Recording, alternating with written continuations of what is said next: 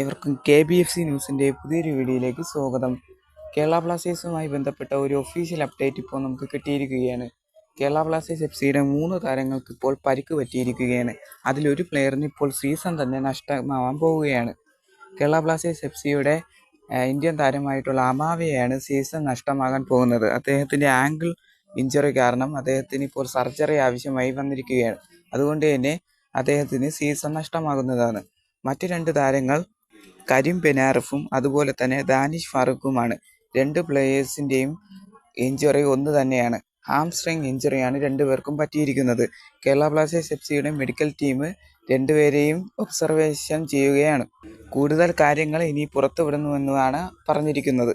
എന്തുതന്നെയായാലും അടുത്ത മത്സരം ഒഡീഷ FC-ക്കെതിരെ കേരള ബ്ലാസ്റ്റേഴ്സ് FC ജവഹർലാൽ നെഹ്റു സ്റ്റേഡിയത്തിൽ ഇറങ്ങുമ്പോൾ കരീം ബെനാറഫും അതുപോലെ തന്നെ ദാനിഷും ഉണ്ടാവില്ല എന്ന് തന്നെ നമുക്ക് ഉറപ്പിക്കാൻ സാധിക്കാം. കൂടുതൽ കേരള ബ്ലാസ്റ്റേഴ്സുമായി ബന്ധപ്പെട്ട വാർത്തകൾക്ക് ചാനൽ ഇപ്പോൾ തന്നെ സബ്സ്ക്രൈബ് ചെയ്യുക.